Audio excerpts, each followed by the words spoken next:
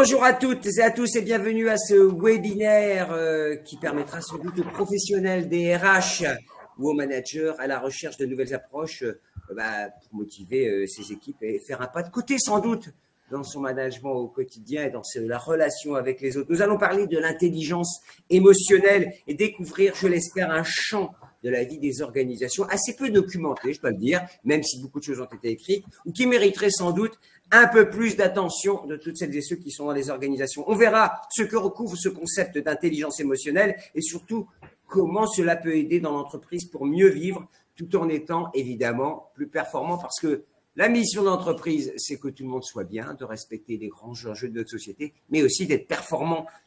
Alors, on parlera d'empathie, de stress, de bienveillance, d'écoute, de leadership, des notions que l'intelligence émotionnelle adresse et qui participent à définir cette vision des relations entre êtres humains dans l'entreprise. Alors, c'est un webinaire organisé avec SK Hub, SK Business Hub, voilà exactement le département Executive Education de cette grande école de commerce qui nous accompagne pour une série de webinaires thématiques autour des RH, mais qui parlera également formation. Beaucoup d'inscrits pour ce webinaire. Merci à toutes celles et ceux qui nous ont rejoints. Et nos invités, eh bien, ils vont nous parler de tout ça. Mon confrère Philippe Guerrier, le rédacteur en chef de Newstank RH, qui est là. Je commence par lui. C'est pas très bien éduqué, mais que faire si ce n'est le présenter, ce spécialiste des problématiques RH et qui suit l'actualité au jour le jour. Merci Philippe d'être avec nous.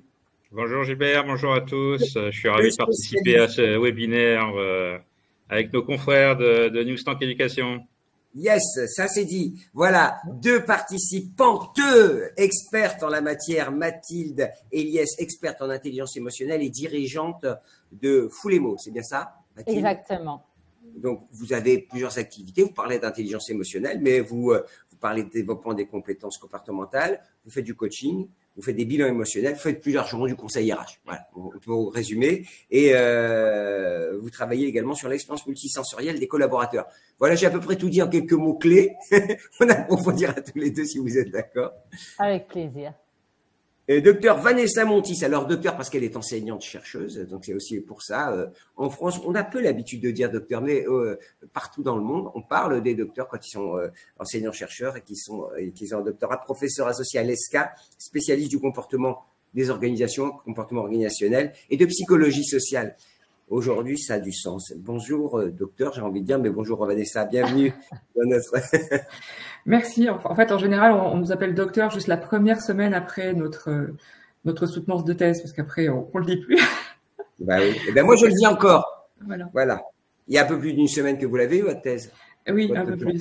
Un petit peu plus.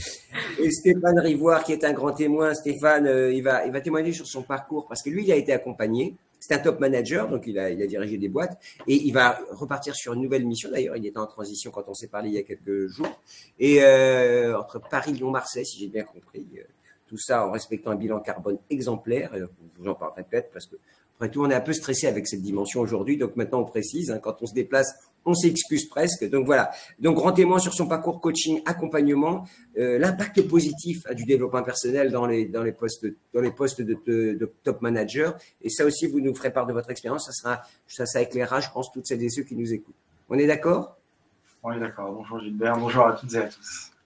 Vanessa, Mathilde, je vais commencer par vous et vous demander peut-être, est-ce qu'on peut rappeler un peu les fondamentaux de ce que c'est cette intelligence émotionnelle qui peut parfois paraître un peu complexe à saisir spontanément, mais vous allez nous le rappeler avec Vanessa, juste après vous. Volontiers. Alors, bonjour à tous. L'intelligence émotionnelle, c'est vraiment d'abord, c'est une intelligence qui est adaptative pour faire le lien justement, Gilbert, avec ce que vous évoquiez tout à l'heure et ce contexte un peu tumultueux. Et la nécessité justement pour les managers de s'adapter à chacun.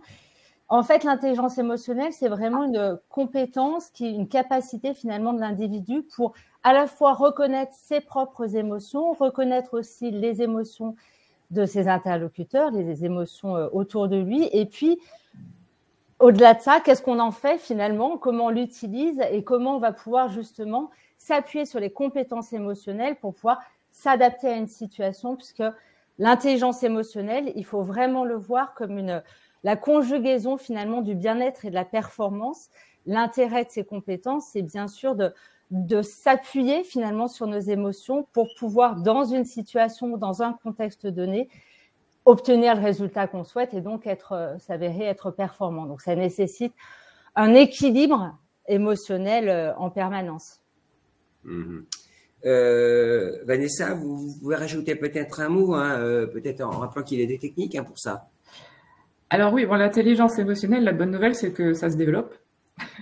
Contrairement au quotient intellectuel qui est plus, on va dire, acquis dès le départ. On peut un petit peu le développer, mais pas beaucoup. Mais l'intelligence émotionnelle, on peut la travailler, on peut la développer, on peut développer les compétences émotionnelles.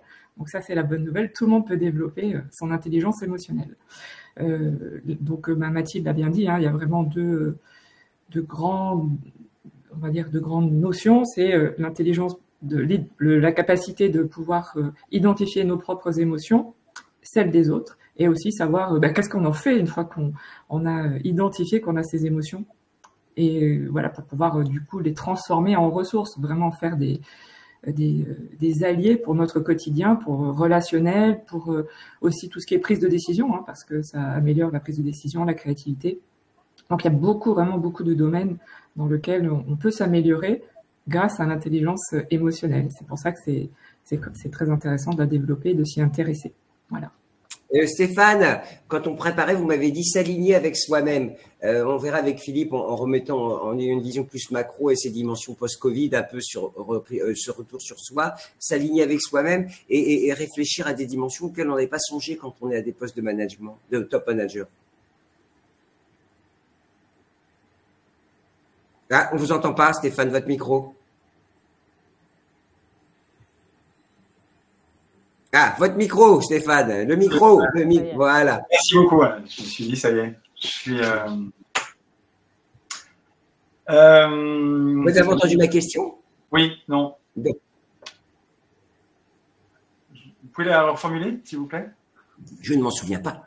Non, je disais, quand on préparait l'émission, ce plateau, vous me disiez s'aligner avec soi-même. Et quand on est des postures de top manager, l'alignement avec soi-même sur des valeurs un peu fondamentales, sur son ressenti est important. Et on n'y pense pas nécessairement quand on est dans le rush, quand on est dans l'action, quand on est dans la gestion. Absolument pas. On a plutôt tendance, quelquefois, à croire qu'on a raison dans tout ce que l'on fait. Et quand on fonce un peu tête baissée, on crée des situations qui sont vite ingérables. Et finalement, si on ne prend pas cette conscience-là de prendre les critiques, enfin en tout cas d'observer ce qui se passe autour de soi, en fait, on va pas avancer. Et puis ce que disait Vanessa, en fait, il y a un apprentissage. Donc déjà accepter de pas être le meilleur, de pas être bon tout le temps, et accepter aussi le regard ou les critiques objectives que peuvent formuler les autres. Ça permet aussi de se repositionner et d'arriver à un peu mieux se connaître et à être meilleur dans ce qu'on va faire au quotidien. Ce que je rappelle que vous avez été accompagné 5 mois par Mathilde d'ailleurs, oui. Et c'est un processus long, c'est ce qu'il faut prendre en compte, c'est-à-dire se dire, on peut se poser des questions, mais se les poser régulièrement, en tout cas dans la durée. Il faut ancrer un certain nombre d'automatismes. Enfin, voilà, il faut créer des automatismes plutôt quand on part de loin quelque part, parce que quand on se lance dans l'entrepreneuriat ou dans des postes de top management sans trop beaucoup d'entrepreneurs, c'est-à-dire on part de pas grand-chose, quoi. Donc à un moment donné, c'est soit on a des compétences qu'on développe naturellement, soit il va falloir se faire accompagner pour justement évoluer et être toujours performant, quoi. Alors, je rappelle quand vous avez bossé au MEDEF, donc qu'on n'appelle plus le MEDEF d'ailleurs, si j'ai pas de mémoire. Voilà. Vous nous direz peut-être avec un regard un peu plus transversal si les entreprises ont pris le pli. Alors, Philippe, je parlais de votre connaissance de l'actualité et j'aimerais qu'on replace un peu ces dimensions-là dans ce qui s'est passé après le Covid. C'est-à-dire qu'on a pris conscience que l'être humain était bien là. Il était plus que bien là. C'est-à-dire ce qu'il attend, ce qu'il a envie, ce dont il a envie sont essentiels. Et c'est pour ça qu'on a vu des situations de burn-out, des situations de tension se créer après le Covid. Est-ce que les entreprises ont pris le pli, et pour faire le lien avec l'intelligence émotionnelle, de cette dimension très humaine au fond de l'entreprise? Oui, j'entendais effectivement les différentes esquisses de définition de l'intelligence émotionnelle et je ne peux pas m'empêcher de rattacher cette notion à la dimension de soft skills qu'on entend beaucoup parler dans le monde des DRH, ce qu'on pourrait traduire en français de compétences transversales, mais je pense que la dimension d'intelligence émotionnelle s'intègre parfaitement dans ces compétences transversales. C'est vrai qu'on a vécu aussi une période assez particulière avec la Covid-19 qui a remis en plat quelque part l'organisation du travail, mais aussi le management. Il a fallu travailler différemment et il a fallu aussi travailler quelque chose dont Stéphane parlait auparavant, c'est cette dimension d'empathie, parce que effectivement c'était quand même une période assez difficile à vivre pour chacun en dehors des bons côtés, notamment en travaillant de chez soi, mais c'est vrai qu'il y a eu des fois des dimensions beaucoup plus dramatiques. Donc c'est quand même un temps pour tous qui a permis un peu de faire un peu d'introspection et de faire un peu le point sur son propre parcours professionnel, sur le sens des missions attribuées aussi. Donc c'était important. Alors, ça a été palpable aux États-Unis, avec un phénomène qu'on a appelé de grande démission aux États-Unis.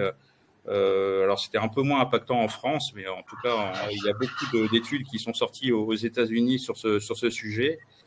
Mais c'est vrai, ce qui en sort, c'est qu'il y a quand même, post-Covid, davantage de tensions dans la société, dans les entreprises, parce qu'on a touché naturellement à l'élément vital de la santé de tous les citoyens et de tous les collaborateurs. Et il faut quand même avouer que cette dimension oxygène est quand même encore maintenue parce que on a d'autres soucis qui sont apparus depuis. Je pense naturellement à des crises géopolitiques, mais aussi encore plus récemment la semaine dernière avec ce qui s'est passé en Israël, ce qui nous a tous frappé énormément. Donc je crois qu'effectivement cette dimension d'empathie, il va falloir encore l'alimenter et savoir la faire perdurer au sein des organisations pour que pour que tous les collaborateurs se sentent à leur aise dans leur mission au quotidien. Merci Philippe. C'est vrai que replacer, c'est ce que je disais, hein, ces dimensions personnelles, ces dimensions humaines. On replongeait Mathilde, Vanessa, votre diagnostic. Et puis derrière, rappelez que, je le disais en introduction, vous aviez noté, l'entreprise, elle doit tourner quand même. Donc, c'est faire le lien, ça fait presque un grand écart entre l'écoute du collaborateur, lorsqu'il y a de plus intime parfois, et quand même une machine qu'il faut faire tourner. Mathilde. Alors, oui, je pense que c'est bien sûr conciliable, puisque, encore une fois, plus on va développer les compétences émotionnelles, notamment des managers, plus typiquement, ils vont être attentifs à leurs collaborateurs, ce qui permettra, par exemple, de réduire les arrêts de travail, les burn-out.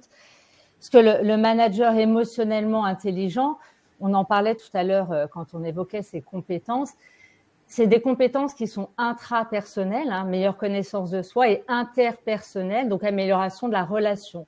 Or, en entreprise, j'allais dire ce qui va générer le plus d'émotions désagréables, hein, d'après les études qui ont pu être menées sur ce sujet, c'est d'abord les interactions entre collègues, avant même d'ailleurs de parler des interactions avec les managers. Donc, déjà, j'allais dire, améliorer la qualité d'échange entre les collaborateurs, c'est un élément important. Et puis, au-delà de ça, toute transaction, tout échange, il est émotionnel. Est-ce qu'on peut tout tracer, Mathilde? On peut tout tracer dans l'entreprise. Il y a des choses informelles qu'on ne voit pas nécessairement. Oui, bien sûr qu'on ne voit pas tout. Par contre, plus le manager va être connecté à son collaborateur, je vais faire un lien, vous parliez du Covid.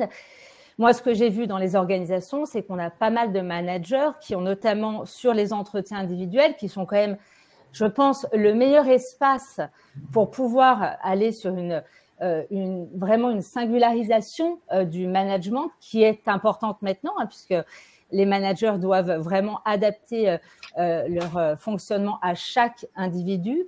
Et cet espace d'entretien individuel est un espace qui permet de libérer finalement la parole émotionnelle, d'aller chercher aussi le collaborateur sur qu'est-ce qu'il vit d'agréable, qu'est-ce qu'il vit de désagréable. Et il faut savoir que plus on intervient tôt, plus on détecte tôt ces points de crispation du collaborateur, plus on a de chances de pouvoir le faire repartir dans une bonne dynamique, donc une bonne énergie. L'émotion, c'est une énergie, un ex movere, c'est ce qui nous met en mouvement, ce qui nous met en énergie.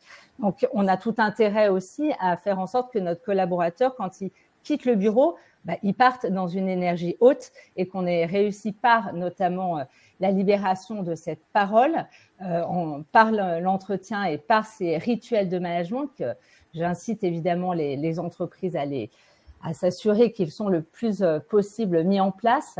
Et ça a dévié avec le Covid. C'est-à-dire que beaucoup de managers se sont concentrés sur les échanges collectifs et ont laissé de côté ces temps individuels. Ce qui s'explique par le fait que pour pouvoir accueillir la parole du collaborateur, et notamment quand c'est une parole émotionnelle qui peut être chargée, il faut déjà être en capacité de se gérer, de se réguler soi-même. Si on n'est pas capable de préserver notre équilibre émotionnel, on n'est pas capable, évidemment, de s'occuper de l'autre. Je dis toujours aux managers, pour s'occuper des autres, il faut d'abord prendre soin de soi. Et parce que je prends soin de moi, je peux à ce moment-là prendre soin de mes collaborateurs.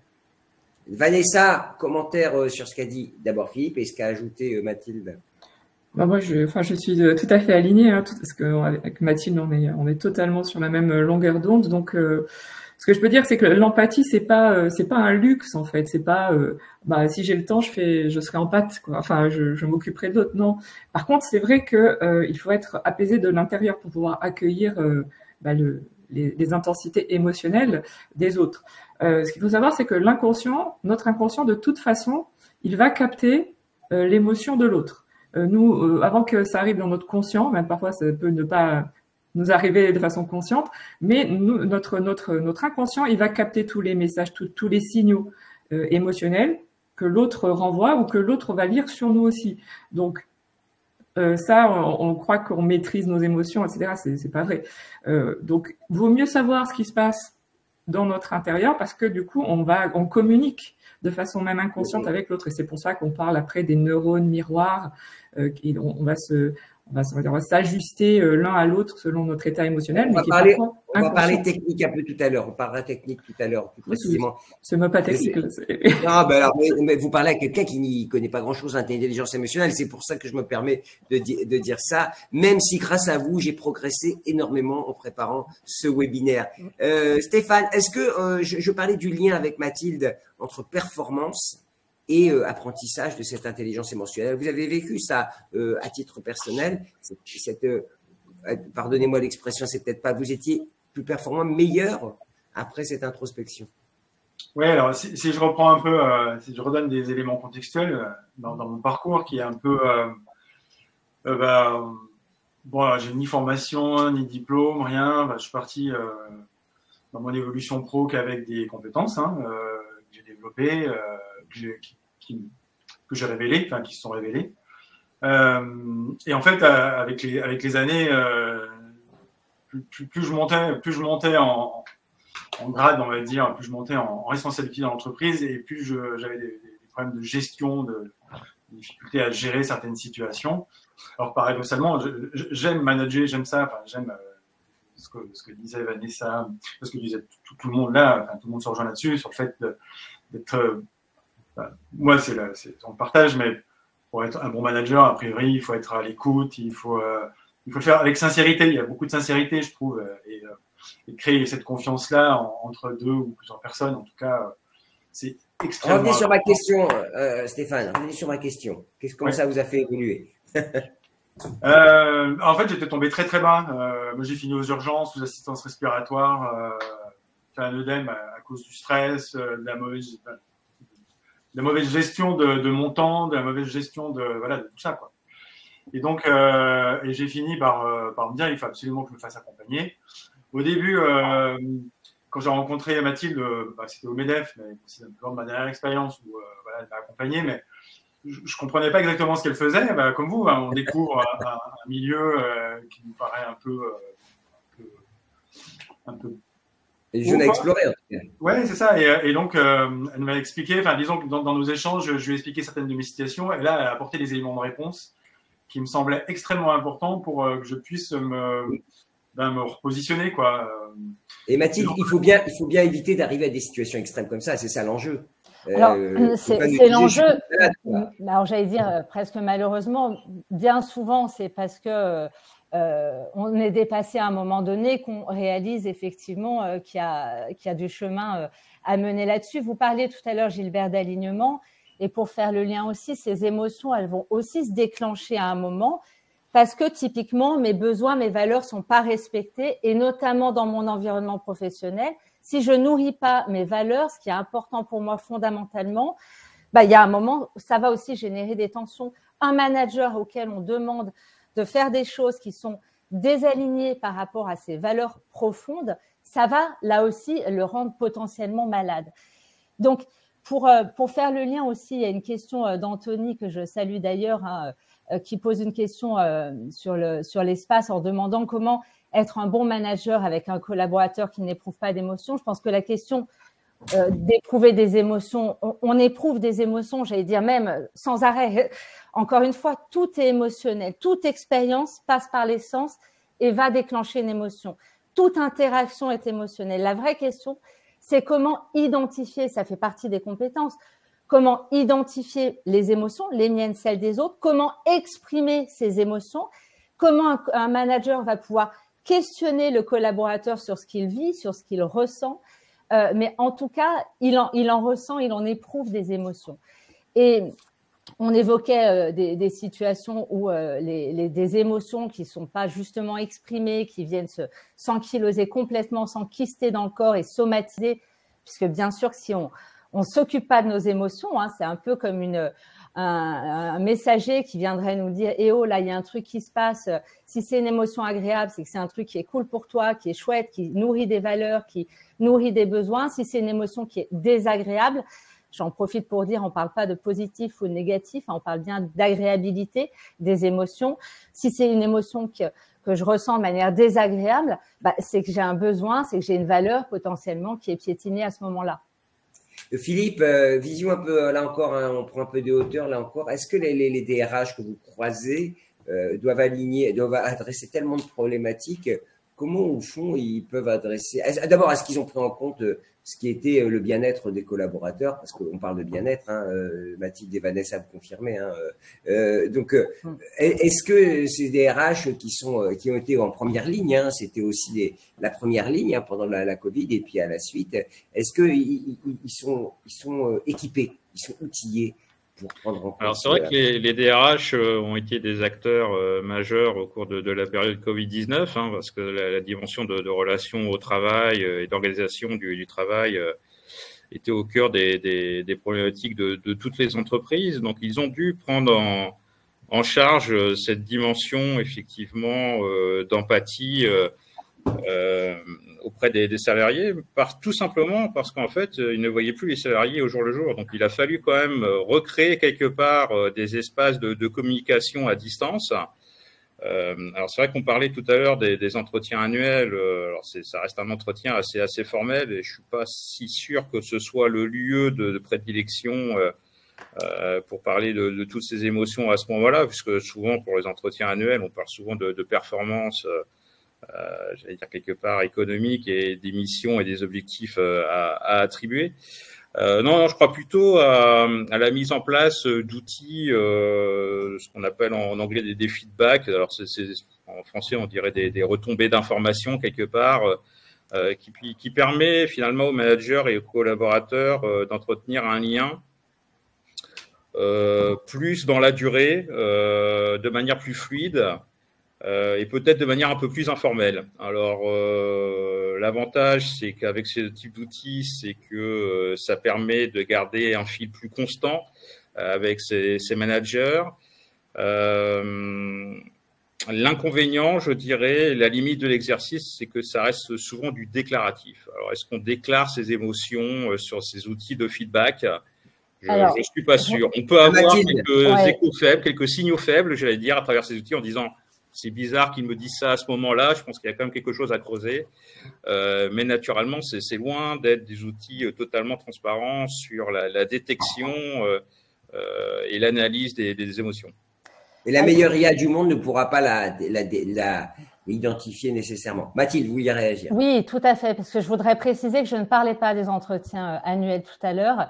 Quand je parle de rituels de management, je parle des échanges individuels qu'on a avec son collaborateur tout au long, en fait, de l'expérience. Et je recommande d'ailleurs d'avoir des entretiens individuels toutes les 3 semaines pour une raison simple, c'est que si on vit une expérience de crispation dans son job, au bout de 3 semaines, ça passe en mémoire long terme. Donc, soit on a l'occasion de déverrouiller cette situation avec le collaborateur parce qu'on le voit individuellement en entretien régulièrement. Et là, je ne suis pas du tout sur le champ de l'EA. Je suis vraiment sur les rituels de management qui viennent rythmer la vie managériale avec des temps individuels qui sont là pour inspirer et développer le collaborateur.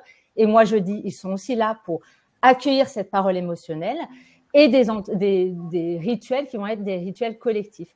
Ensuite, sous l'angle vous parliez d'outils, on est en train, là, nous, chez Foulémo, de construire avec une entreprise qui s'appelle ImageMe, justement, un diagnostic émotionnel de l'expérience collaborateur, justement, pour à la fois mobiliser les entreprises à s'intéresser sur qu'est-ce que vivent mes collaborateurs au quotidien et en fonction de leur étape de parcours, et d'aller les chercher sous l'angle émotionnel. Parce que je suis d'accord avec vous, Philippe, spontanément, d'abord, si culturellement notre manager ne nous invite jamais à exprimer nos émotions, on ne va pas le faire sur un outil non plus. Donc, c'est comment, dans le quotidien, culturellement, on va aller permettre aux collaborateurs d'exprimer ce qu'il vit et ce qu'il ressent. Et ça, c'est un apprentissage. On est vraiment, encore une fois, sur des compétences émotionnelles. Je vais d'ailleurs, vous parliez d'outils, Philippe, donc je vais faire le lien avec un outil dont on n'a pas parlé. Pas tout de suite. Mais non, vous savez que j'ai un conducteur, on suit le conducteur, donc on dira comment on met en pratique, sinon vous allez me perturber. Voilà, je ne perturbe pas alors, Gilbert. Vanessa, on rappelle, l'ESCA, c'est une grande école de commerce qui forme des managers. Les futurs managers, oui, on essaie de les sensibiliser. On arrive à théoriser tout ça. Oui, bien sûr. En executive education. Et ça a commencé avec Darwin, donc c'est pas nouveau non plus. Après, si on remonte encore plus en avant, il y en a eu d'autres. Il y a eu des philosophes. Alors après, on a eu Descartes qui a essayé de séparer le corps et l'esprit. Mais concrètement, à l'école, est-ce qu'il faut que ça passe par des formations, par de la formation pratique? Comment ça? Oui, moi, je les forme à l'intelligence émotionnelle, les étudiants. Oui. Je les sensibilise. Alors, au moment où les jeunes sont en quête de sens, est-ce que, pardonnez-moi, j'ouvre une parenthèse, est-ce que vous sentez de l'appétence pour ces thématiques maintenant? Alors oui, il y en a je dirais une bonne partie qui sont intéressés, qui sont même très intéressés, qui me posent beaucoup de questions, parce que je les forme donc à l'intelligence émotionnelle et aussi j'ai un cours qui développe pour les valeurs aussi, parce que comme c'est des drivers très forts, comme l'a expliqué Mathilde, si on ne sait pas ce qui nous motive vraiment de l'intérieur, en fait, ce qui nous met en mouvement vraiment, et là ce sont les valeurs, on va avoir du mal, on risque d'avoir des dissonances, et c'est comme ça qu'on arrive à 40 ans avec la crise de la quarantaine et des personnes qui vont, qui plaquent tout et qui partent et qui sont un peu déboussolées. Donc pour leur donner quelques clés, on essaie déjà de les sensibiliser. C'est quoi l'émotion? Déjà de dire que c'est pas quelque chose d'horrible qui nous tombe dessus, mais c'est assez neutre. L'émotion, c'est juste une information, c'est un message. Un message par rapport à notre perception de la situation. Qu'est-ce qu'on en fait après? Philippe, vous savez, j'ai animé quelques webinaires et quelques conférences sur le rôle du manager. Est-ce qu'au fond, le relais dans l'entreprise, on a parlé des DRH, vous êtes en contact quotidien avec les plus grands DRH de la place, mais pour autant, c'est l'échelon bel et bien intermédiaire qui a un rôle clé, c'est ce manager. Mathilde l'a dit, il faut un rituel d'écoute, il faut de la capacité. Et si finalement, si on regarde, on prend un peu de recul, est-ce que ces injonctions contradictoires entre la base et le sommet de la hiérarchie, finalement, c'est ces managers qui ont porté le plus cette notion d'intelligence émotionnelle et cette nécessité de la mettre en œuvre? Alors, c'est difficile d'avoir un discours général sur l'ensemble des entreprises, parce que naturellement, tout dépend de la taille des entreprises au départ. On peut pas mesurer la perception des compétences transversales, de l'empathie lorsqu'on est dans une grande entreprise par rapport à à une PME, par exemple, où du coup l'échelle est beaucoup plus humaine en termes d'organisation du travail. Non, ce qui est important, je pense, c'est de développer la dimension de management de proximité, où là, effectivement, c'est important d'intégrer cette dimension d'empathie pour qu'au quotidien, finalement, le manager et les collaborateurs parviennent à trouver un fil de discussion permanent. Donc, c'est vrai que c'est cette dimension de management de proximité. C'est là, c'est à ce niveau, je pense qu'il y a eu le plus fort impact avec la période de Covid-19. C'est ce manager de proximité qui peut détecter les soucis de son équipe au quotidien. Et ça reste un problème, hein, parce que dans les statistiques dont on dispose en termes d'absentéisme, c'est vrai qu'on a vu un pic en 2022 hein, d'absentéisme en entreprise. Je prends comme source notamment le Datascope qui a été livré par AXA Santé et Collective en mai 2022. Ce phénomène d'absentéisme a touché 44% des salariés en 2022. A priori, en 2023, on escompte un retour à la normale, entre guillemets, où ça concernerait uniquement un salarié sur 3. Mais ce qui est pas mal. Mais ça reste encore un niveau important et je pense que, vu la situation encore actuelle, je pense qu'on sous-estime encore ce niveau, ne serait-ce que parce qu'on entend encore parler de la Covid-19 à la rentrée. C'est sûr que c'est beaucoup moins critique qu'avant, mais il n'empêche que régulièrement, j'imagine que vous recevez des mails en disant je suis absent pour cause personnelle et c'est souvent lié à la Covid-19. Donc c'est quand même encore un sujet sous-jacent qui est important pour l'organisation des entreprises. Stéphane, juste un mot là-dessus et sur cela, vous parlez des managers de proximité. Est-ce que c'est le mot aussi clé dans l'entreprise, la proximité, quand vous regardez dans le rétroviseur, est-ce que vous allez faire aujourd'hui cette notion de proximité? C'est peut-être aussi un mot-clé. Oui, parce que si donc on est venu me faire une proposition, mais de poste, et si ça avait été dans une grande entreprise noyée dans une masse humaine, j'aurais refusé parce que je refuse aujourd'hui de manager des très grandes équipes.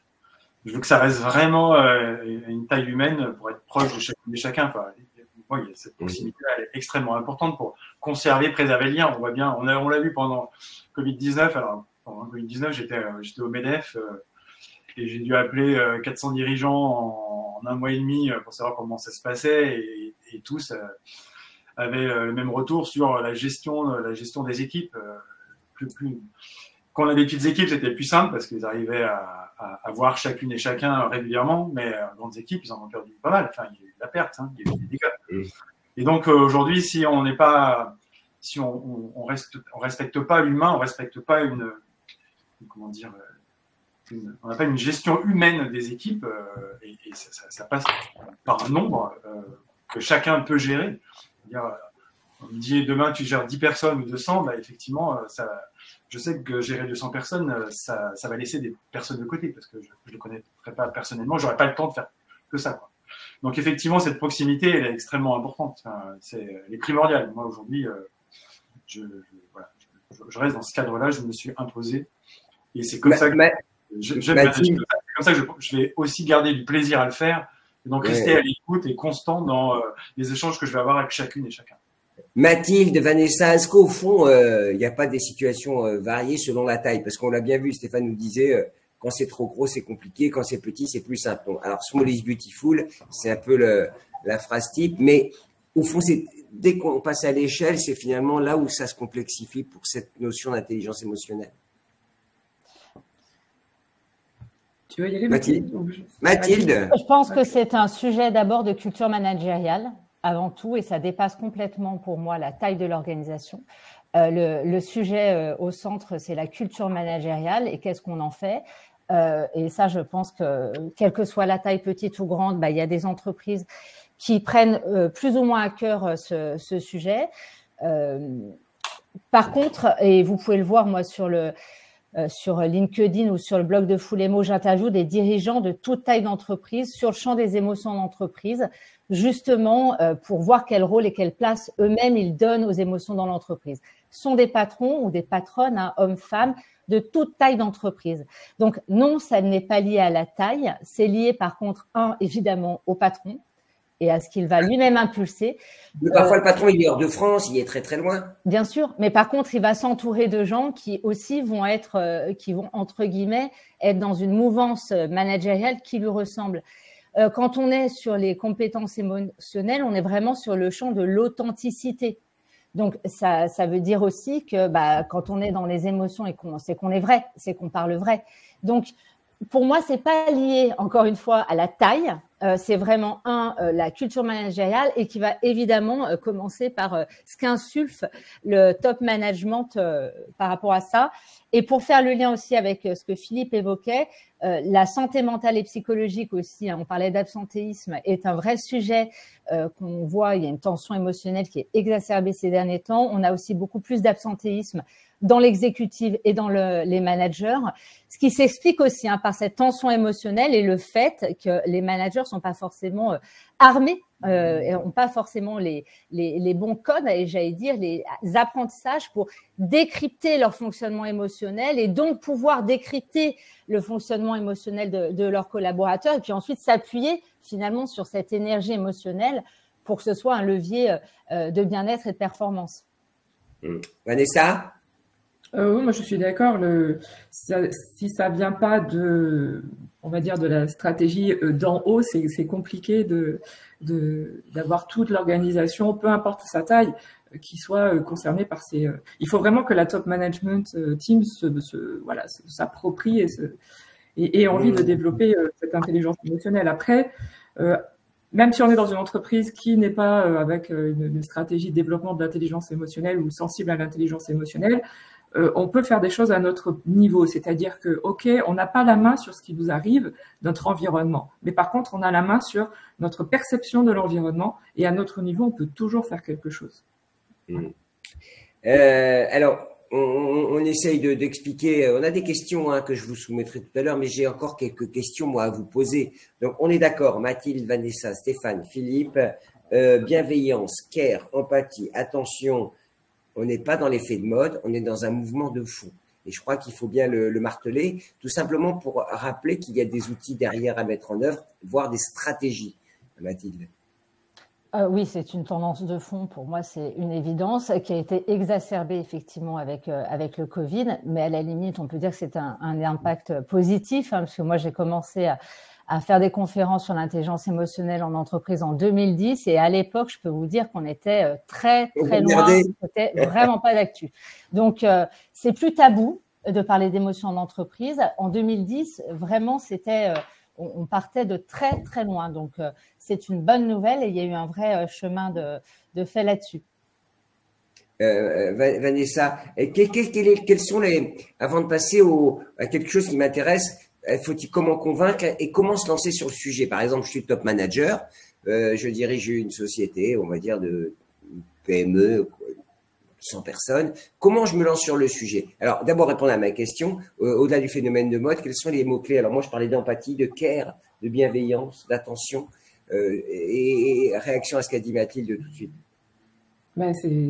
On est revenu à l'essentiel quand on est revenu à notre nature humaine. À un moment, il fallait bien qu'on y retourne. Donc, c'est toujours pareil. On a des moments d'expansion, de contraction. Là, on revient à notre nature humaine et on se rend compte que on a besoin des uns des autres. Donc, on va retrouver un petit peu cette dynamique de notre nature sociale. On se rend compte que on n'est pas bien, on se sent pas bien. Il y a une augmentation des risques psychosociaux, de la santé mentale qui décline. Donc, il a fallu se poser la question pourquoi, comment. Et on a trouvé que peut-être que le côté humain, notre nature humaine était sous-estimée.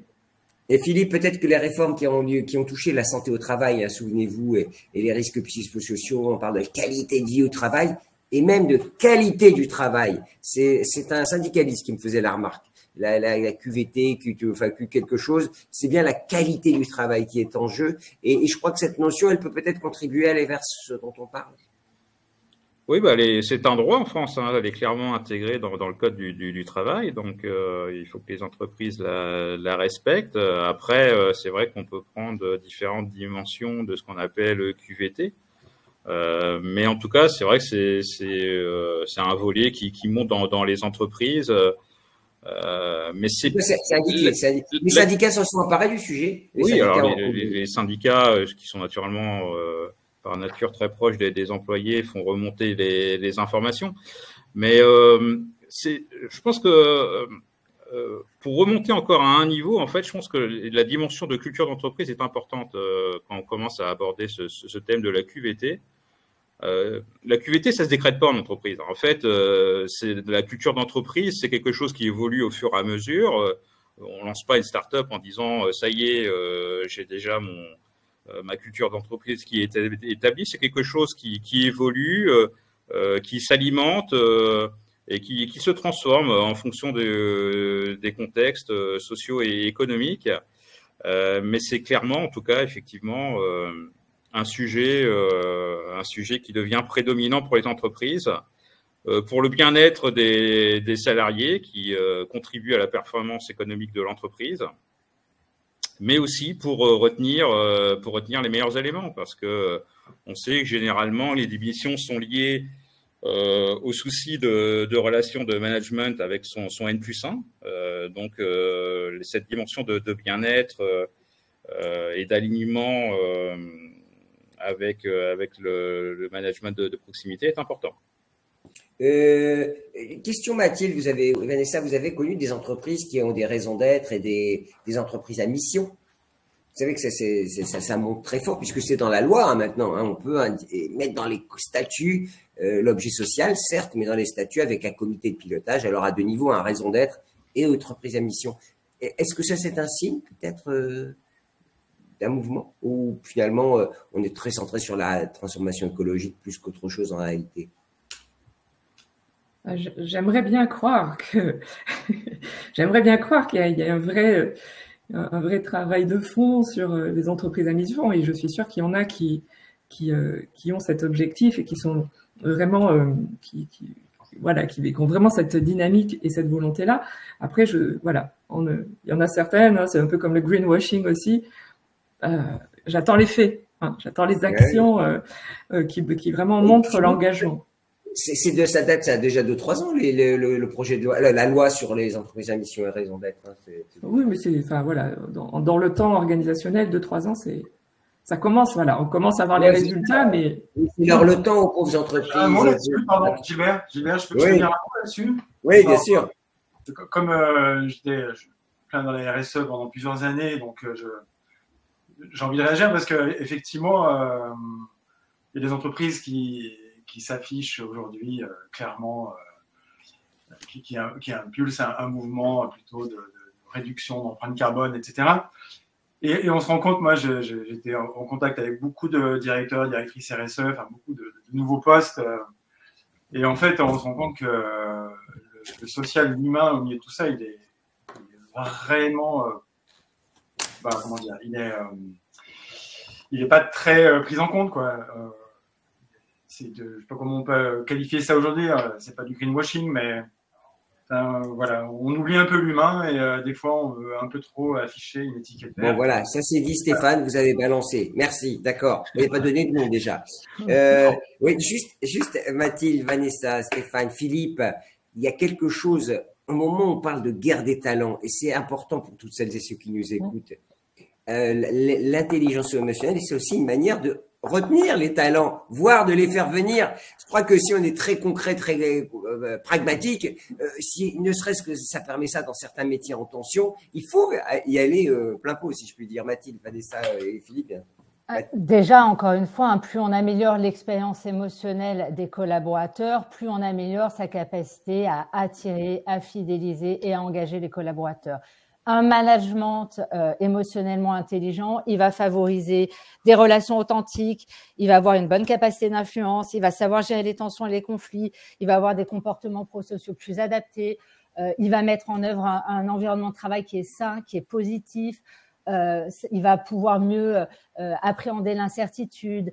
Donc, en fait, toutes ces compétences-là, et vous le savez aujourd'hui, hein, c'est pas la marque employeur et ce que j'affiche à l'externe en termes d'entreprise qui va faire œuvre, j'allais dire, qui fera foi à l'externe. Ce qui fait foi aujourd'hui, c'est ce que vivent les collaborateurs, puisque moi, si je veux aller dans telle entreprise, dans la réalité, qu'est-ce qui se passe? C'est que je vais aller interroger directement des gens qui bossent dans cette entreprise, où je vais demander au mari de la factrice si elle connaît quelqu'un. Donc, tout ça, ça nous échappe complètement au niveau de l'organisation. Ça échappe complètement, pour moi, à la stratégie de marque employeur. La seule chose qui fait foi véritablement, c'est d'arriver à aligner ce qu'on appelle la valeur cognitive et la valeur émotionnelle, mais l'expérience cognitive et la valeur affichée à l'externe avec ce qui est vécu par les comportements au quotidien dans l'entreprise. Et c'est ça aujourd'hui qui est important. Donc, bien sûr que ça passe beaucoup par la qualité du management, évidemment, parce qu'ils ont un impact beaucoup plus grand. Pour fidéliser. C'est vrai, Vanessa, vos étudiants, quand ils sont diplômés, les taux d'insertion sont très très bons dans les écoles, les grandes écoles. Donc, évidemment, cette écoute, ils seront très attentifs. Même si d'ailleurs, je précise, hein, dans les enquêtes qu'on a sorties l'année dernière, le premier critère pour choisir une entreprise, c'est encore le salaire. Alors, il y a la quête de sens, mais il y a aussi la quête du fin de mois plus confortable. Alors c'est un grand mythe c'est un grand mythe encore occidental, parce que les études, ça fait 40 ans qu'elles expliquent que le salaire, en tout cas tout ce qui est alors le salaire à un certain niveau, parce que bien sûr on appelle Maslow et les besoins primaires. Donc une fois qu'on a un salaire qui nous permet d'avoir à manger, d'avoir un toit, et voilà, de pouvoir régler ses besoins primaires, de satisfaire ses besoins primaires. Après, on sait que le salaire, enfin en tout cas tout ce qui est récompense, hein, les incentives, comme on dit en anglais, en fait ça inhibe la créativité, la prise de décision. Ça fait 40 ans qu'on le dit. Voilà. Donc ça c'est normal. Et les étudiants qui sortent d'école de commerce, ils sont jeunes, donc ils sont motivés par certains besoins, etc.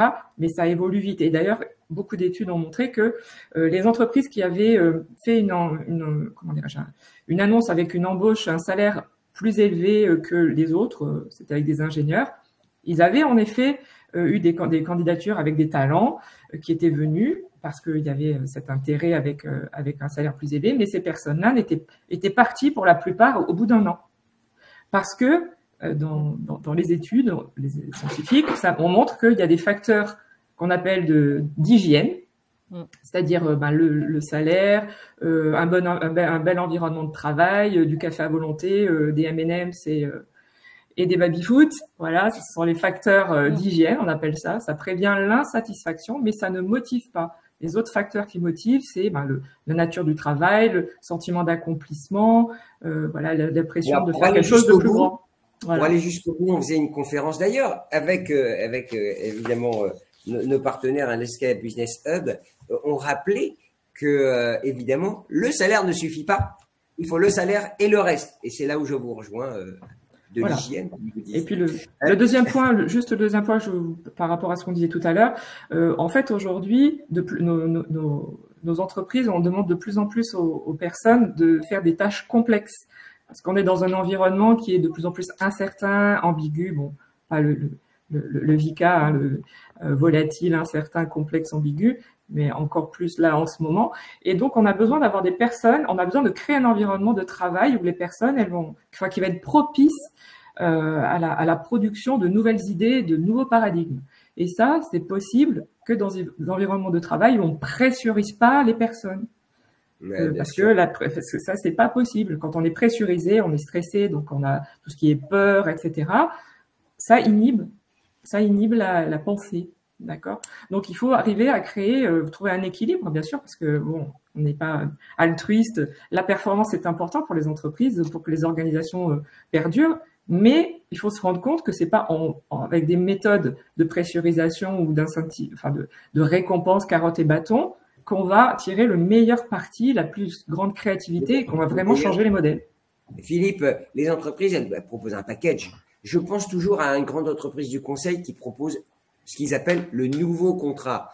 Sous-entendu, c'est le salaire, c'est l'accompagnement, c'est le télétravail, c'est l'équilibre vie perso, vie privée, c'est l'autonomie, c'est la profondeur hiérarchique. Et il y a toute une liste. On a l'impression que c'est tapis rouge pour venir travailler. C'est vrai qu'aujourd'hui, elles sont tellement en concurrence qu'il faut travailler sur ce package aussi bien émotionnel que financier. C'est vrai qu'il faut beaucoup travailler sur ces dimensions de package pour attirer les talents, hein. Alors bon, on peut discuter de l'importance du salaire en l'état actuel, surtout dans un contexte d'inflation. Je pense que c'est quand même un critère qui reste quand même un des plus importants quand on choisit son job. Mais c'est vrai que la qualité de vie au travail est aussi importante. Honnêtement, j'ai du mal à faire des généralités sur le sujet. Ça dépend des secteurs, ça dépend de ses ambitions, ça dépend de ses besoins aussi, purement matériels au jour le jour. Donc c'est toujours un peu complexe à gérer ce type de problématique pour attirer les nouveaux talents. En tout cas, on met le paquet sur le sujet. Stéphane, une dernière question en ce qui vous concerne. Quand vous allez recruter, comment vous allez mettre très concrètement en place cette dimension? Juste une petite parenthèse, lors de ma dernière expérience, justement, j'ai recruté un talent et en fait, on s'est vite rendu compte que le poste correspondait pas, les missions du poste ne correspondaient pas exactement. Et en fait, ensemble, on a repensé son poste, on a redéfini ses missions parce que je voulais pas qu'elle parte. Je savais qu'elle serait la meilleure dans ce qu'elle allait faire. Et donc, en fait, on a tout mis sur la table et on a absolument tout repensé pour qu'elle ait les meilleures conditions de travail.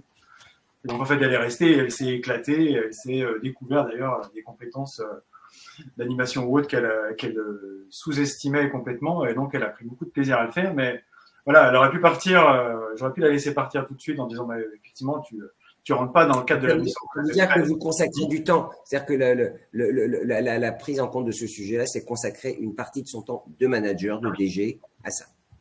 C'est ça. Et comprendre que l'autre peut être en souffrance si on lui impose une mission à laquelle elle peut très partiellement répondre. Donc, alors Mathilde, on a plein de gens qui sont inscrits à ce webinaire. Comment je me lance sur le sujet? Je vous écoute, je bois vos paroles. Je suis à peu près aligné avec tout ce que vous avez dit jusqu'à maintenant. Et comment je vais aller convaincre mon N+1, mon DRH, d'aller sur ce sujet si la culture n'y est pas? Parce qu'on voit bien que on parle intellectuellement, on ne peut qu'adhérer à tout ce qui a été dit et finalement trouver des choses qui résonnent même dans son parcours personnel. Mais pour autant, dans certaines organisations, il est parfois plus compliqué d'aborder les sujets de développement personnel plus globalement. Et alors, donnez-nous des conseils, des tips pour celles et ceux qui nous écoutent. Après tout, on sert à ça ici pour celles et ceux qui nous ont rejoints sur ce webinaire. Il y a effectivement, je pense que les entreprises qui viennent, souvent elles viennent nous voir parce qu'elles ont des problèmes, soit pour attirer, soit pour fidéliser, soit pour engager, soit parce qu'il y a beaucoup de turnover, beaucoup d'absentéisme, beaucoup d'arrêt de travail, soit parce qu'il y a des tensions, des conflits qui explosent. Vous êtes en train de dire, c'est quand on a tous essayé, on va voir Mathilde. En fait, oui, aujourd'hui, quelque part, les entreprises, encore une fois, on part de très loin. Je pense que les émotions, ça a explosé avec le Covid, où la prise de conscience que ce qu'ils avaient mis en place en termes de formation des managers, ça ne convenait pas, ça ne permettait pas d'affronter ce type de situation. Donc, comment on peut faire? Ça dépend toujours de toute façon d'où on part et du contexte de l'organisation. D'abord, est-ce que c'est individuel ou est-ce que c'est collectif? En individuel, ça peut être des coachings, ça peut être des bilans émotionnels. C'est acquis quand même. C'est acquis chez le top management. Ça, globalement, en tout cas. Alors, bilan émotionnel, c'est moins un réflexe, mais ça permet aussi d'avoir, s'il y a des questions dessus, je pourrais le développer, ça permet aussi d'avoir un éclairage assez rapide. Après, il va y avoir des conférences. Parfois, les entreprises, pour sensibiliser au plus vite le plus grand nombre, ça commence par une conférence tout public et qu'on va adapter effectivement pour sensibiliser l'ensemble. Et puis après, il va y avoir des formations. Les formations, on va les adapter en fonction de là où l'entreprise part, qu'est-ce qu'elle a déjà mis en place et quelles sont déjà les compétences développées pour les collaborateurs.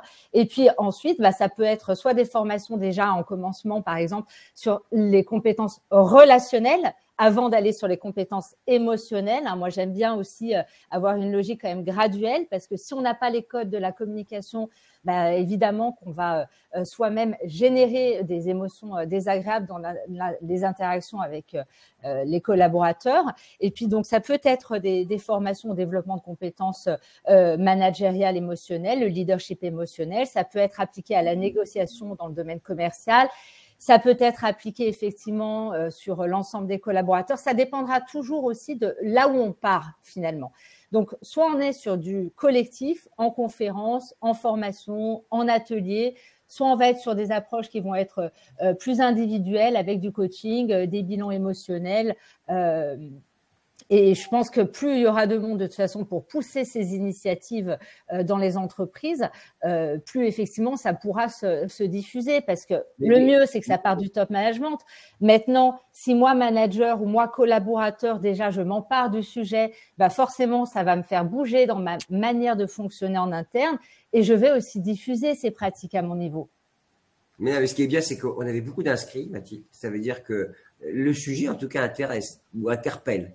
Oui. Vanessa, pour revenir à ma question, comment sensibiliser le top management quand c'est pas le cas? Comment parler ou oser? Parce que Mathilde, pardonnez-moi, mais dire j'aimerais faire un bilan émotionnel, voilà quoi, c'est un peu contre-intuitif dans l'entreprise, ou peut-être que je me trompe complètement, ou j'ai une vision has-been. Vanessa, ça se développe, hein. Ça se développe. On a de plus en plus de personnes. Enfin, moi, je sais quand je fais des conférences, même quand je fais des formations aussi pour adultes et pour managers.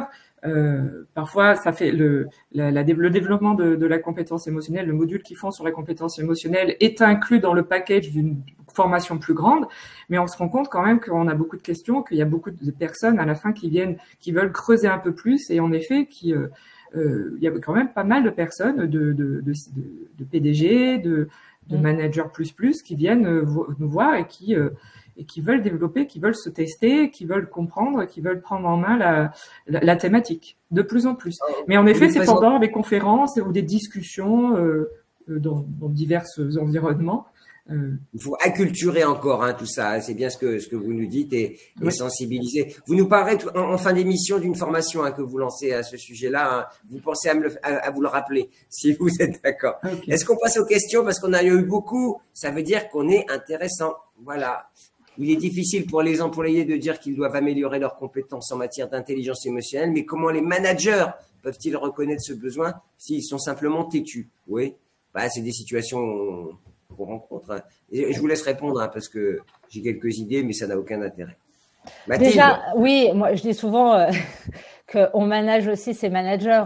Chaque relation, finalement, on la manage. Donc, si moi, collaborateur, déjà, je chemine mais encore une fois, je vais peut-être faire le lien quand même, ça me semble important de savoir de quoi on se parle aussi en termes de compétences émotionnelles, et peut-être de faire un focus là-dessus. On se disait tout à l'heure, c'est vraiment la capacité à capter l'information émotionnelle et puis à l'utiliser à bon escient.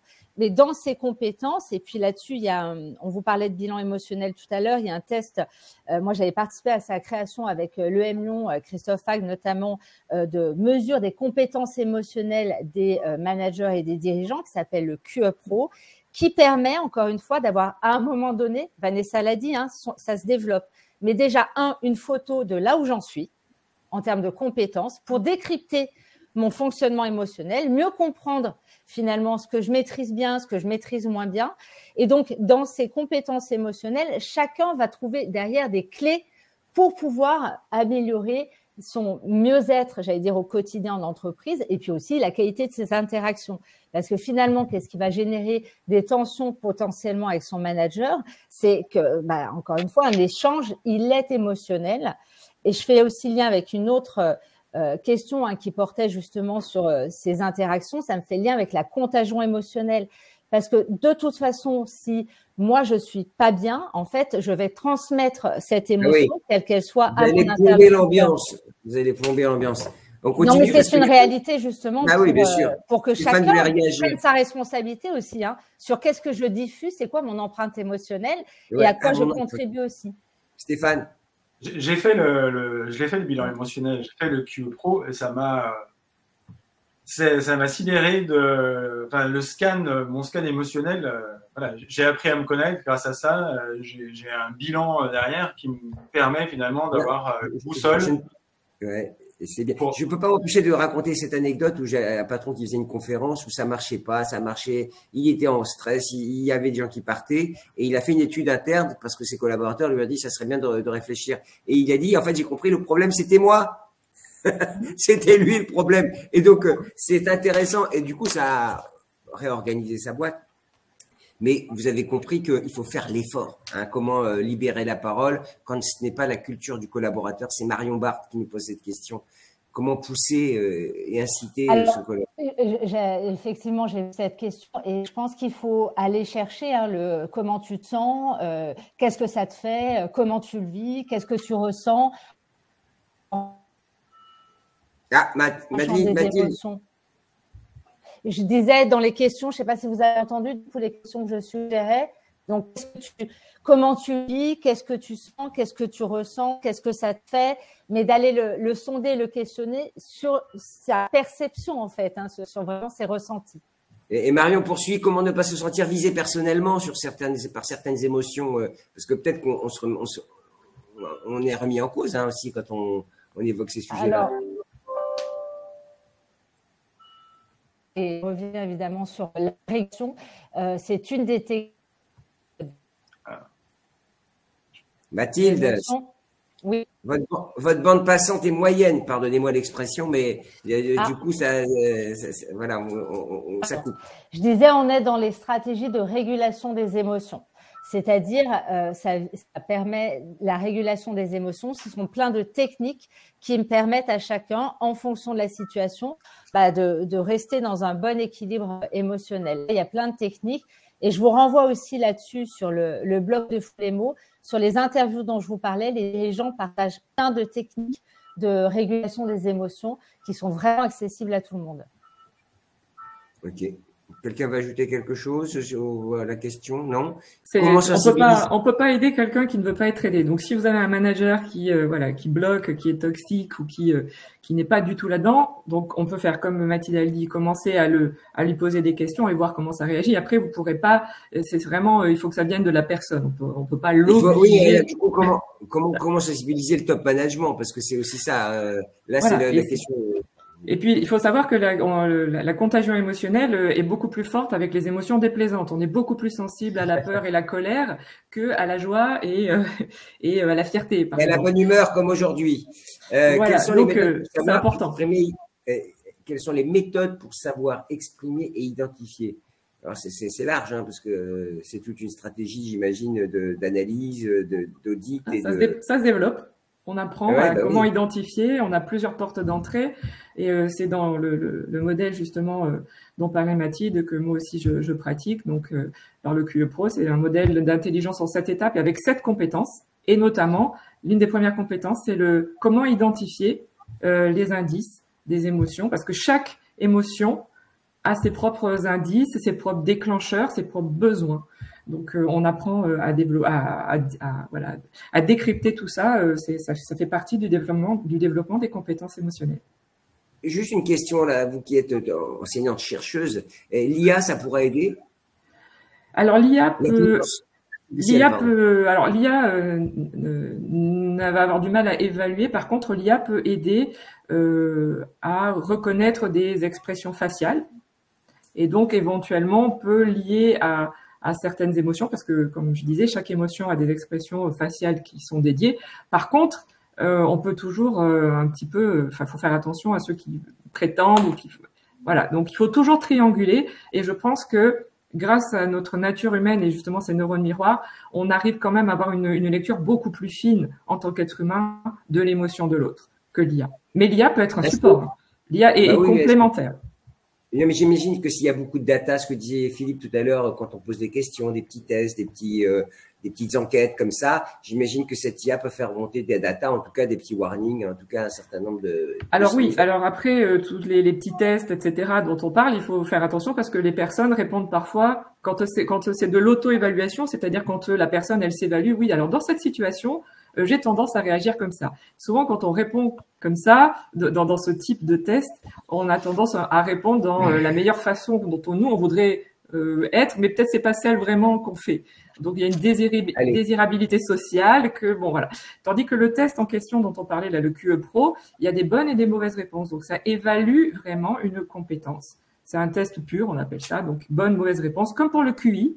Et donc là, vous avez une évaluation vraiment réelle de votre… On continue avec Marion. Rester authentique, c'est parfois difficile. J'ai l'impression qu'il n'est pas toujours stratégique ou performant de tout dire. C'est vrai, est-ce qu'il faut être totalement… Stéphane, est-ce que vous avez tout balancé quand vous avez fait votre introspection, si je puis dire? Oui. Oui, il le fallait. Hein. Il fallait être honnête avec soi-même et avec les autres surtout. Et je trouve que moi, je joue toujours la carte de l'honnêteté et de la sincérité avec tout le monde. Ça plaît ou ça déplaît, mais en tout cas, ça m'a toujours aidé. Et aujourd'hui, les opportunités que je saisis, c'est grâce à ça. Et puis, c'est des émotions fortes qui ressentent. Ça, c'est très bon, c'est très, très positif, je trouve. Très positif. Philippe, une question. Quand on parle de tout ça, c'est de la transparence en réalité. Les entreprises, elles mettent moins sous le tapis des sujets comme ceux-là qui, jusqu'à présent, on n'en parlait pas comme des secrets de famille. Mais pour autant, la transparence, c'est essentiel. Et j'irais même jusqu'à dire, quand on parle de marque employeur, ces sujets-là peuvent remonter et peut-être créer une onde de choc auprès des éventuels, ou en tout cas une sorte de storytelling qui serait défavorable. Donc la transparence est essentielle autour de cette bienveillance. Oui, la transparence est essentielle, mais bon, globalement, c'est une question quasiment philosophique. Jusqu'où on peut pousser la transparence dans la société quelque part quand même. Mais c'est vrai qu'il faut favoriser cet effort de transparence. On en voit un exemple ces temps-ci beaucoup. Il y a beaucoup de managers qui parlent de leur propre maladie, notamment un programme autour de la lutte contre le cancer. Il y a de plus en plus de managers qui prennent la parole sur ce sujet. Je pense que c'est important d'en parler plus librement en entreprise. Je ne pense pas que c'était un sujet tabou, mais je pense que c'est important que les managers prennent la parole aussi là-dessus. Et c'est quelque part aussi une manière de parler de sujets un peu empathiques, en dehors des simples performances économiques. Mais c'est vrai que un travailleur sur 5 souffre d'une maladie chronique, hein, je pense. C'est ça le côté. C'est intéressant ce que vous dites, parce que c'est vrai que c'est peut-être un marqueur des évolutions quand Arthur Sadoun, pour ne pas le citer, parlait de son cancer et comment il a poussé les gens d'ailleurs, il en a fait un peu, bon, il en a fait beaucoup, tant mieux hein, pour la cause d'ailleurs. Mathilde, j'en profite pendant que votre bande passante fonctionne. Non, ça ne fonctionne pas. Mais Mathilde, mais vous êtes où? Oui, je suis désolée.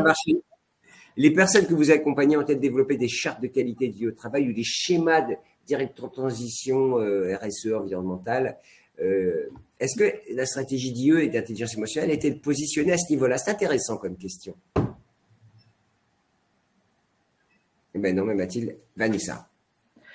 Alors, maintenant, les RH, les DRH que j'ai formés, il y a eu en effet cette volonté de mettre en place des chartes, etc. Donc, ils sont encore en train de le développer à ce jour, mais il y a eu, il y a vraiment un développement de projets pour mettre en place des critères de bien-être au travail au niveau émotionnel, mais pas que. Donc, oui, il y a une démarche. Claire nous posait une question très drôle. Le carbone est finalement plus facile à quantifier que les émotions. Il semblerait, en tout cas aujourd'hui encore. On s'est décarboné, on s'est pesé en tonnes notre action sur la non, on pourrait se dire combien de tonnes d'amour cette année. Moi, je pense qu'on en a donné beaucoup ce matin, en tout cas d'attention aux autres. Hein. Comment faire accepter avec l'intelligence émotionnelle un grand changement dans l'entreprise, si c'est un changement de patron, de direction, ou des licenciements, un changement de poste en fait, la question en creux, hein, si je comprends bien celle de Joseph Fiona, c'est que est-ce que l'intelligence émotionnelle permet de mieux faire passer la pilule sur certains sujets Oui, encore une fois, ce qui va être déterminant, c'est la qualité de l'échange. même si la décision est difficile, l'attention qui sera portée aux collaborateurs, la manière, j'allais dire, le souci de ce qu'ils vivent, ce qu'ils traversent et de ses émotions et ses états émotionnels et leurs fluctuations. Il y aura une attention particulière avec un manager émotionnellement intelligent qui fera pas que la décision sera différente, mais qui, en tout cas, dans la façon de la présenter, ça sera fait différemment, ça c'est évident. Mais encore une fois, le résultat sera le même, si ce n'est que pour le collaborateur, il le vivra mieux de toute façon, parce que l'interaction sera moins désagréable qu'elle ne le serait avec un manager qui balancerait l'info peut-être de manière un peu brutale. D'ailleurs, si vous regardez, je suppose que vous l'avez déjà vu, Mathilde et Vanessa, mais peut-être aussi Philippe et Stéphane, le film In the Air avec George Clooney, qui joue le rôle du consultant qui va faire des plans de licenciement et qui porte la parole de la personne qui licencie les gens de manière froide avec une plaquette, voilà vos droits. Et on est au niveau 0 de l'intelligence émotionnelle pour faire passer un sujet comme celui-là. Je vous le recommande, très bon film. J'en profite pour faire un peu critique de cinéma à mes heures perdues. Claire, l'intelligence. Ah oui, l'intelligence émotionnelle. Alors, finalement, on essaie de raccrocher l'intelligence émotionnelle un peu à toutes les stratégies d'entreprise. On parlait de stratégie RSE. La GPEC, gestion des emplois et des compétences, gestion prévisionnelle des emplois et des compétences. Bah, là, le lien, moi, que je ferais, effectivement, il faut savoir que quand je vous parlais, j'ai participé à la création de ce test, le QE Pro. Je l'ai fait à l'époque, c'était il y a quelques années, parce que je travaillais en recrutement exécutif. Donc, je recrutais des cadres et dirigeants. Et mon objectif à l'époque, c'était de pouvoir outiller les entreprises et leur donner quelque chose qui leur permette, au-delà du diplôme, du CV, qui est encore, ma foi, beaucoup trop regardé, un moyen différent d'aller apprécier les compétences émotionnelles, relationnelles. Et en fait, l'idée, c'était de pouvoir l'utiliser en recrutement et en mobilité interne, parce que les compétences émotionnelles, en termes d'évolution, on a des profils, encore une fois, qui vont être meilleurs en négociation, qui vont mieux gérer la complexité, qui vont plus facilement s'adapter aux changements, qui vont embarquer davantage les collaborateurs. On dit souvent qu'on est recruté sur le QI, mais qu'on évolue sur le QE. En fait, c'est ça, c'est les plus performants finalement, c'est ceux qui embarquent le plus. C'est quand même ceux qui ont un QE plus. Mais Philippe l'a laissé entendre, hein, les soft skills, hein, c'est quand même quelque chose qui permet d'aller plus loin, plus haut, plus fort. Damien Richard nous dit merci pour la discussion. Bah, merci à vous, Damien. On lance un serious game. Alors, je crois qu'il représente l'INSEC, une école de commerce. Un serious game, hein, pour dynamiser les échanges autour de la QVCT, autour de la share management et santé au travail. Voilà, je dis qu'il y a un serious game. Il en profite pour faire une bise à Vanessa, mais ça ne nous regarde pas. Laurent Dianou, pour Mathilde, les émotions ont une vertu homéostatique. Que voulez-vous dire? Eh ben, c'est le parfait équilibre. En tout cas, l'émotion, encore une fois, elle est là pour nous dire qu'il se passe quelque chose pour nous. C'est bien ou c'est pas bien, ça dépend effectivement de l'agréabilité. Et en fait, c'est vraiment une notion je parlais beaucoup d'équilibre émotionnel, hein. L'émotion arrive, c'est une information que je dois capter, accueillir, écouter ce qu'elle vient me dire. Elle vient me dire quelque chose qui est important pour moi. Donc, l'idée, c'est déjà de se connecter à ce qu'elle vient nous révéler et ensuite d'utiliser cette information. Est-ce que cette émotion, là, maintenant, tout de suite, elle est par rapport à l'événement qui m'attend, par rapport à mon objectif opérationnel, est-ce qu'elle est appropriée ou pas? Est-ce que je dois aller chercher d'autres ressources, d'autres émotions pour venir être plus performant dans cette situation? Donc, elle est vraiment là pour, en permanence, hein, nous maintenir à l'équilibre. En tout cas, quand on développe nos compétences émotionnelles, elle a vraiment cette vocation à nous préserver, finalement, à préserver cet équilibre qui est, encore une fois, l'alignement entre bien-être et performance. On fait ça de manière débridée, hein, vous prenez la parole, hein. Les entreprises intégreront l'intelligence émotionnelle quand elles comprendront l'impact sur les performances. Ça va venir. Alors, je ne sais pas si c'est ironique, mais en tout cas, nous, on estime que ça va venir. Hein, vous êtes d'accord avec moi? Sinon, on n'aurait pas fait ce webinaire, évidemment. Les études le montrent déjà. Hein. Ouais. Donc, le sens de l'histoire. Nous sommes dans l'histoire. Pour la petite histoire, hein, moi, ça a été d'ailleurs un point déterminant, puisque dans ma précédente vie, je dirigeais une filiale pour un grand groupe et je voulais pouvoir avoir des indicateurs qui me permettent vraiment de voir et de constater ces bienfaits-là. Et ça a été la filiale qui avait la meilleure perf économique et le meilleur Great Place to Work. Donc, on concilie bien ces deux dimensions de bien-être et de performance. Ah, c'est essentiel. Hein. L'intelligence émotionnelle, c'est vraiment les objectifs opérationnels, mais émotionnels au service des objectifs opérationnels. Parce que bon, c'est bien de réguler pour soi, mais l'important, c'est qu'est-ce qu'on en fait par rapport à nos objectifs opérationnels. Alors, j'ai été managé par Stéphane. Je peux vous dire qu'il y avait un avant et un après. Bon, bah voilà, une démonstration. Hein. Comment dirais-je? Je conseille à tous les managers de passer un test de quotient émotionnel comprenant 4 axes: conscience de soi, conscience sociale, maîtrise de soi, gestion des relations. Ce test permet une réévaluation détaillée. Bon, bah voilà. Alors, je sais juste, pour moi, c'est important, encore une fois, le test dont on parlait tout à l'heure, et Vanessa l'a dit. Le QE Pro, je l'ai écrit, le QE Pro, c'est un test de performance. C'est la différence avec tous les autres. On n'est pas, encore une fois, on sort complètement de tous les biais de désirabilité sociale. On n'est pas sur un autodiagnostic. Un test de performance, c'est que c'est juste ou c'est faux. Mais en fait, il y a des bonnes et des mauvaises réponses. Et c'est important, je trouve, quand on se parle de mesures et d'appréciation objective de compétences. Vanessa, un petit mot sur la prochaine formation. Et puis voilà, le temps qui nous était imparti est achevé. Voilà. Oui. Johanna, les amis. Johanna a fait le job.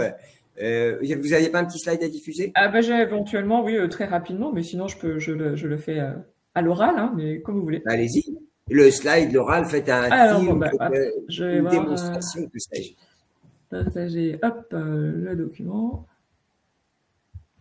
Il est où? Alors, fonction manager.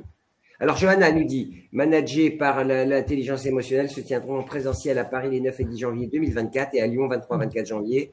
Donc, ah oui, elle nous dit même que si on s'inscrit avant le 3 décembre, il y a une réduction de 20%. Eh ben voilà, on fait un peu de commerce. Bon. Il n'y a pas de, c'est pas un problème. Ça, non, mais c'était juste pour l'objectif de la formation. Donc, c'est vraiment, c'est ça, c'est transformer ces émotions en ressources au service de ces objectifs opérationnels et personnels, évidemment. Et voilà, on travaille sur les 7 compétences du modèle dont on parlait. On fait passer le QE Pro, on le débrief en groupe. Pour comprendre l'apport, voilà, c'est quoi qui est intéressant pour augmenter sa performance relationnelle et son bien-être, savoir faire un diagnostic, savoir analyser les conséquences des émotions et la stratégie aussi de régulation, parce que souvent c'est ce qui intéresse les personnes, c'est comment je fais pour réguler. Mais avant d'arriver à la régulation, il y a d'autres étapes, il y a d'autres compétences pour être avant d'arriver à cette régulation. Il y en a 6 autres, donc on les développe. Et puis moi j'ai rajouté aussi des outils de préparation mentale pour la régulation des émotions. Donc, je fais aussi, voilà, je vais proposer aussi aux personnes quelques outils de préparation mentale pour réguler et que les personnes puissent faire leur boîte à outils, qu'elles puissent utiliser pour s'adapter à toutes les situations. Voilà. Parfait, merci beaucoup Vanessa, on sait où vous trouvez. Philippe, merci, on se retrouve au bureau bientôt. Merci. Stéphane, on rêve tous de vous avoir comme manager, semblerait-il, puisque visiblement, vous êtes devenu un super top manager.